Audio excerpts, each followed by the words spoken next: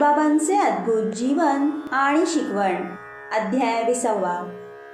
दासगणूंचा प्रश्न काकांच्या कामवाल्या बाईने सोडवला. या अध्यायात दासगणूंचा प्रश्न काकांच्या कामवाल्या बाईने कसा सोडवला याचे वर्णन आहे. प्रारंभिक.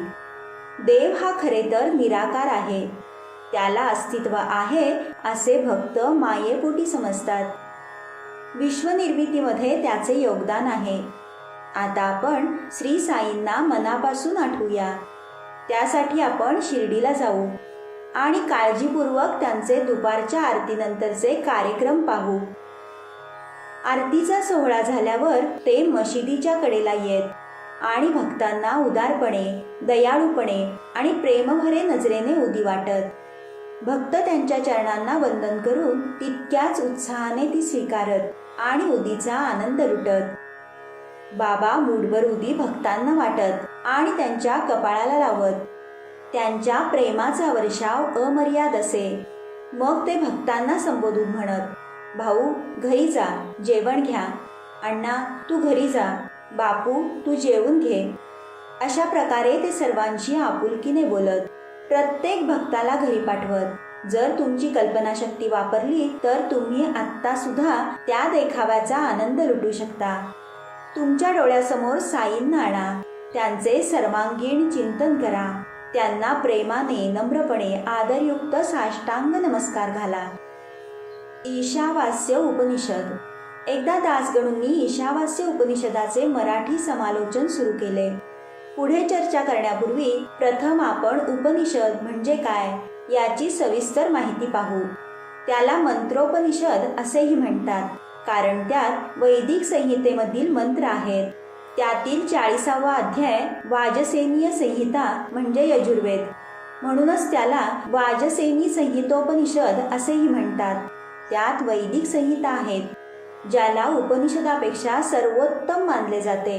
ज्यात ब्राह्मणके, आरण्यके या ग्रंथातील मंत्रांचे आणि कर्मकांडांचे स्पष्टीकरणात्मक वर्णन आहे. एवढेच नाही तर इतर उपनिषदांचा विचार केला जे सत्यावर भाष्य करतात ते सविस्तर या ईशावास्य उपनिषदात आहेत. जसे सर्वात मोठे उपनिषद म्हणजे बृहदारण्यक उपनिषद. पंडित सातवळेकर यांनी ईशावास्य उपनिषदावर भाष्य केले आहे. प्रोफेसर रामचंद्र दत्तात्रय रानडे म्हणतात, ईशावास्य उपनिषद हे लहान उपनिषद आहे, पण त्यात खूप सूचना आहेत. त्या असामान्य आहेत, ज्या सूक्ष्मदृष्ट्या भेदून टाकणाऱ्या आहेत.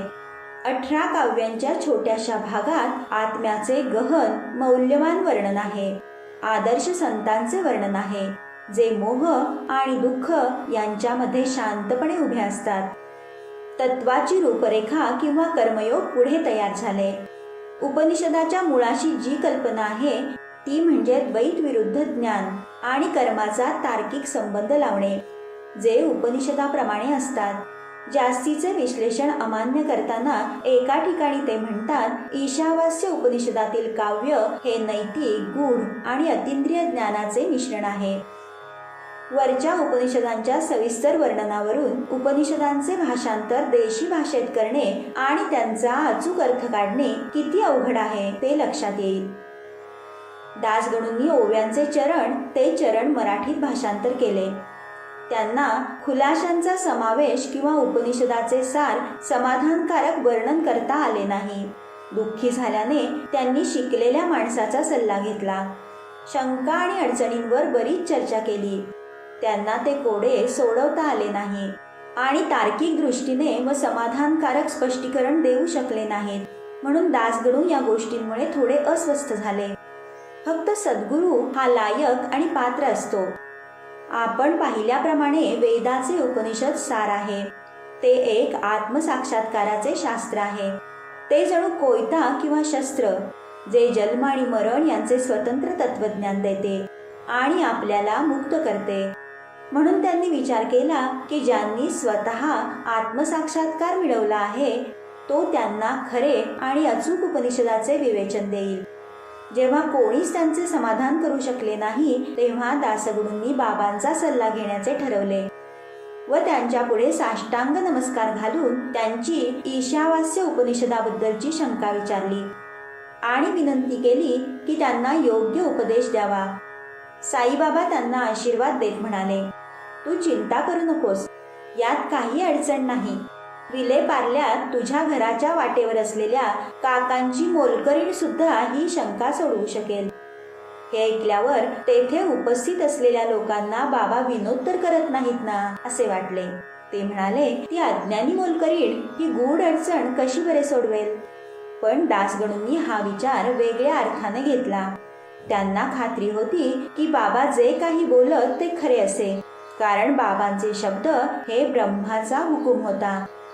काकांची कामवाली. बाबांच्या शब्दावर विश्वास ठेवून त्यांनी शिर्डी सोडली आणि विलेपार्ले येथे आले आणि काकासाहेब दीक्षितांच्या बरोबर राहू लागले. दुसऱ्या दिवशी जेव्हा दासगणू सकाळच्या डुलकीचा आनंद घेत होते, त्यांनी एका गरीब मुलीला सुंदर गाणे गोड आणि स्वच्छ आवाजात गाताना ऐकले.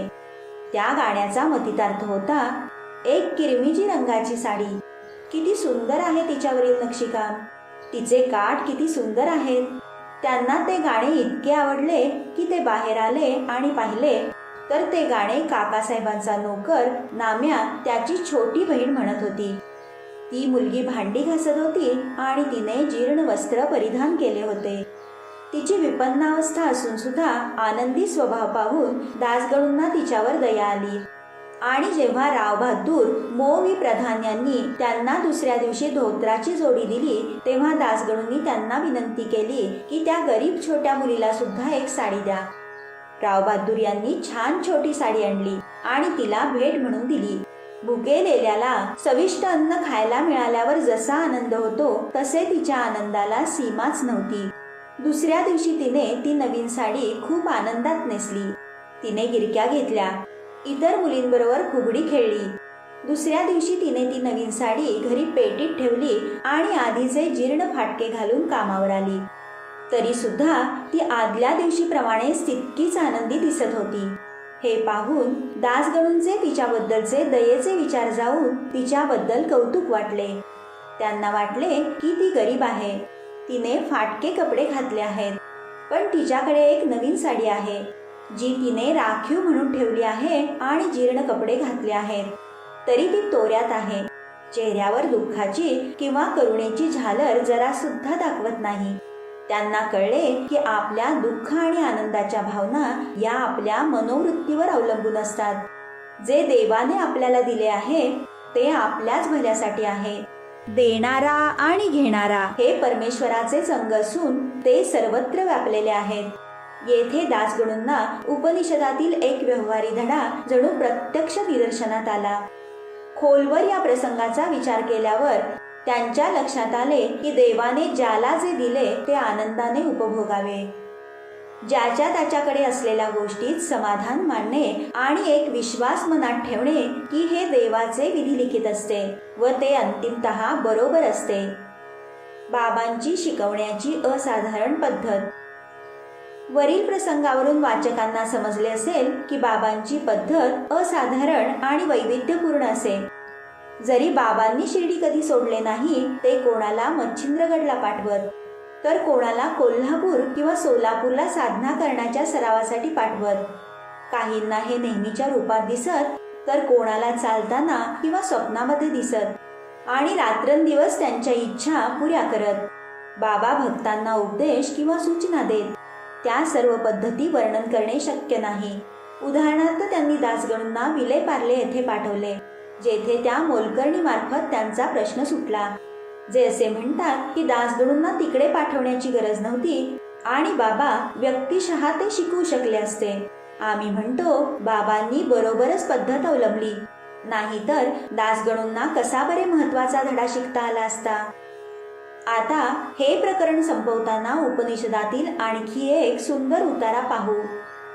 ईशाची नैतिक मूल्ये. ईशावास्य उपनिषदातील एक विशेष लक्षण नीतिविषयक फार मनोरंजक सल्ला देते.